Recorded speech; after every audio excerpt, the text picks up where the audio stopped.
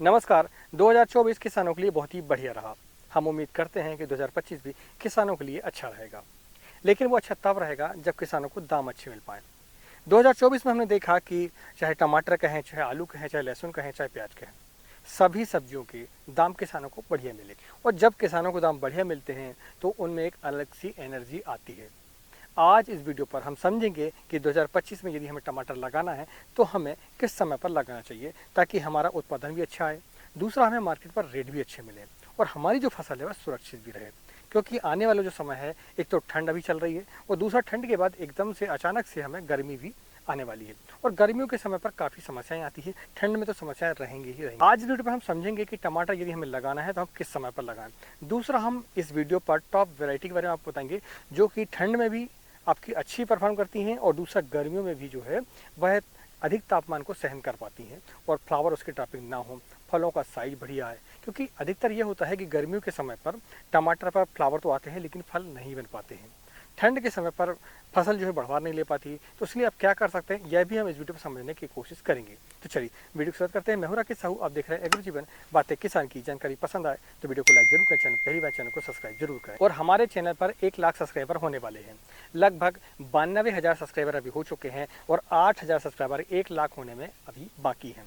हम उम्मीद करते हैं कि 2025 आते तक आप हमारे 1 लाख सब्सक्राइबर कर देंगे।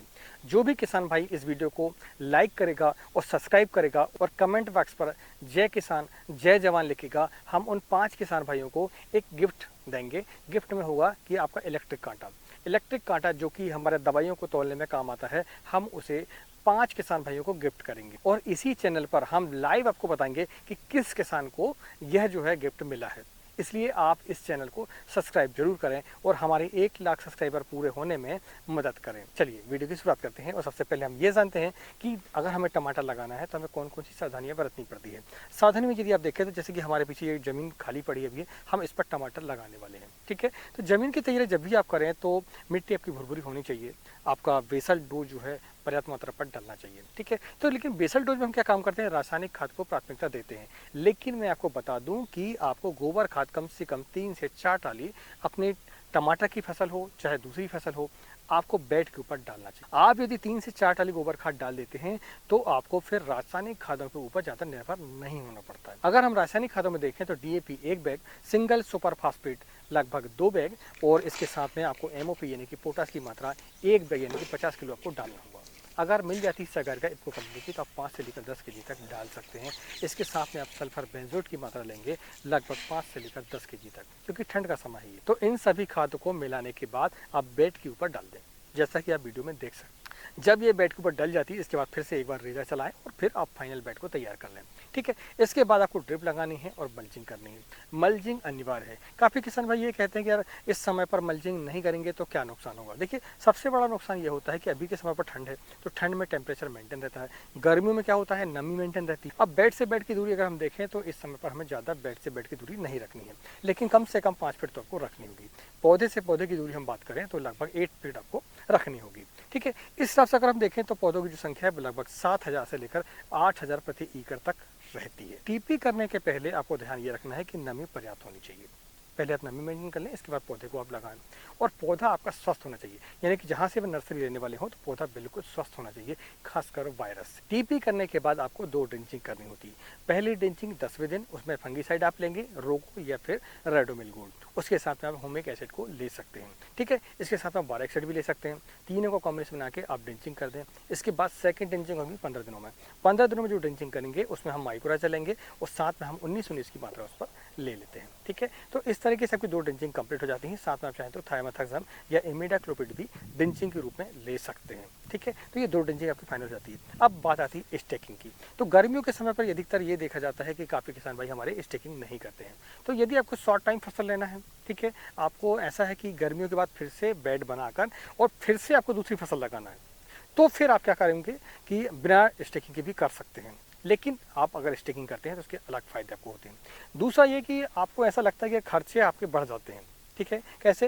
अब स्टिकिंग करते हैं तो आपके खर्चे बढ़ जाते हैं, मल्चिंग करते हैं तो आपके खर्चे बढ़ जाते हैं। तो उसके लिए एक आसान तरीका ये है कि आप जो है टमाटर की फसल लेने के बाद दूसरी फसल को उसी बेड पर ले लें। अब वो फसलें कौन सी होगी हम वीडियो के अंत में आपको बताएंगे, ठीक है। हम टॉप वैरायटी के बारे में आपको वीडियो के अंत में बताएंगे, तो आप थोड़ा सा धैर्य बना के रखें और वीडियो को पूरा देखें। चलिए, इसके बाद बात आती है कि यार सही समय कौन सा है। सही समय यदि हम देखें तो अभी आप लगा सकते हैं। कब? जनवरी के महीने में, शुरुआती जनवरी में आप टमाटर को लगा सकते हैं। फ़ायदा ये होता है आपका कि ये जो टीपी होती है इसकी जो फ्लावरिंग स्टेज है वो आपकी मार्च तक चलती है। मार्च अप्रैल के बाद जैसे ही यानी कि टेम्परेचर आपका 35 डिग्री से ऊपर होता है तो आप देखते हैं फ्लावर आपके सेट नहीं हो पाते हैं, फल में कन्वर्ट नहीं हो पाते हैं, तो आपको काफ़ी समस्याएं आती है।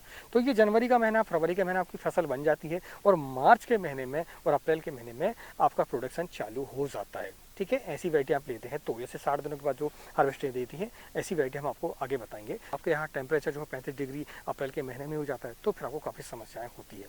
लेकिन जनवरी में आप टीपी करते हैं तो छोटी फसल है तो उसमें पाला का असर उतना नहीं हो पाता है, ठीक है। आप अपने एरिया को भी देखें, ऐसा नहीं कि आप हिमाचल प्रदेश में अपना जनवरी के महीने में लगाने लगे टमाटर को, ऐसा बिल्कुल आपको नहीं करना है।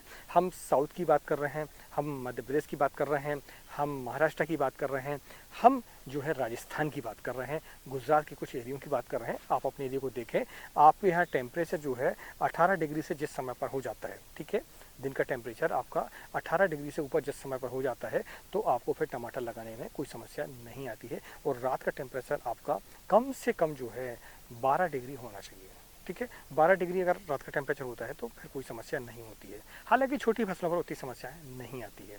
तो अपने एरिया को आप देखें और फिर उसके साथ टीपी कर सकते हैं। भारत का जो मध्य क्षेत्र है यहाँ पर टेम्परेचर जो है अप्रैल के महीने में अचानक से 40 डिग्री भी हो जाता है, तो उस समय पर फ्लावर डेपिंग होती है आपकी, फल में कन्वर्ट फूल आपके नहीं हो पाते हैं, तो आप जो है जनवरी का समय ले सकते हैं, ठीक है। तो ये हुआ भैया सही समय। अब हम जानते हैं टॉप वैरायटी के बारे में। अब वैरायटी में अगर हम देखें तो हमें वैरायटी ऐसी चयन करनी पड़ती है जो कि आपका रोग कम आए, उस पर आपका हार्वेस्टिंग बहुत ही बढ़िया हो, ट्रांसपोर्ट के लिए बहुत ही बढ़िया हो और मार्केट पर उसकी डिमांड हो। ये 4 चीज़ों को आपको देखना पड़ता है। तो उसमें यदि हम देखें तो आपको ऐसी वैरायटी लेनी है जैसे कि आपकी साहो है। साहो बहुत ही बढ़िया वैरायटी है। साहो सिंजेंटा कंपनी ऐसी वैरायटी है जो कि मार्केट पर उसकी वैल्यू जो है काफ़ी है, यानी कि आप मार्केट पर ले जाते हैं तो वह बिक जाती है बड़े आराम से और अच्छे दामों पर, ठीक है। दूसरा इसमें यह है कि यह वायरस के प्रति टॉलरेंस है, वायरस इसमें कम आता तो है अगर कम आता है, ठीक है। तीसरा ये कि यह ट्रांसपोर्ट के लिए बहुत ही बढ़िया है, उसे 3-4 दिन ट्रांसपोर्टिंग में आपके लग जाते हैं तो भी आपको कोई समस्याएं नहीं आती है, ठीक है। इसलिए हम साहो का चयन कर सकते हैं। ये 60 दिनों के बाद जो हार्वेस्टिंग हमारी चालू हो जाती है उत्पादन काफ़ी अच्छा आता है, ठीक है। तो ये पहली वैरायटी होगी। दूसरा है बाहो भैया। बाहो सिंजेंटा कंपनी की नई वैरायटी जो कि पिछले साल ही लॉन्च हुई है और इसका रिस्पॉन्स काफ़ी अच्छा है गर्मियों के लिए खासकर, वैसे ही जैसे कि साहो है। तो साहो के सारे गुण हैं। इसमें एक फ़ायदा और है कि इसकी कैनोपी अच्छी है और फलों का जो साइज़ है वो जल्दी छोटा नहीं होता है। साहो में थोड़ी समस्या है कि फल थोड़ा छोटा हो जाता है, ठीक है। इसके अलावा हम देखें तो क्लाउस कंपनी की रिसिका है। जो किसान भाई बिना स्टेकिंग के लगाना चाहते हैं वह रिसिका का चयन कर सकते हैं। यह बिना स्टेकिंग के लिए काफ़ी अच्छी वैरायटी है, तो क्लाउस की रिसिका का भी चयन आप कर सकते हैं। और अधिराज है आपका सेमनिस कंपनी का, हाइब्रिड में जाना चाहते हैं तो आप आयान को लगा सकते हैं, 1057 को भी लगा सकते हैं। अब हम बात करते हैं कि जब आप स्टेकिंग का खर्चा बचाना चाहते हो, आप मल्चिंग का खर्चा बचाना चाहते हो, तो आपको या तो मल्चिंग नहीं लगानी है या फिर स्टेकिंग नहीं करनी है। दूसरा ऑप्शन ये है कि आप उसी बेड पर कोई दूसरी फसल लगा लें बरसात के लिए। तो अधिकतर हमारी टमाटर की जो फसल है वो जून आते तक समाप्त हो जाती है, ठीक है। और लेट भी होती है तो चलता है, तो जितनी लेट चलेगी उतना ही फायदा होगा हमारा, ठीक है। तो उसके बाद हम क्या कर सकते हैं, उस पर बेल वर्गीय फसलें आप लगा सकते हैं, जैसे कि खीरा है, लौकी है, एक फसल और है बीन्स, बरबटी जिसे हम कहते हैं। तो 3 फसलों में से कोई भी एक फसल आप लगाएं, आपको उत्पादन भी अच्छा मिलेगा और इसके मार्केट पर रेट भी अच्छे मिलेंगे, आप लिख कर रख लें। तो आम के आम गुठलियों के दाम। आज की वीडियो में इतना ही। अगर जानकारी पसंद आई है तो वीडियो को लाइक जरूर करें और चैनल पहली बार चैनल को सब्सक्राइब जरूर करें, क्योंकि हमें 2024 में ही 1 लाख सब्सक्राइबर पूरे करने हैं और उसमें सिर्फ 8000 सब्सक्राइबर हमें चाहिए है। मिलते हैं एक नई वीडियो में एक नई जानकारी से। तब तक नमस्कार। जय हिंद, जय किसान, जय जवान।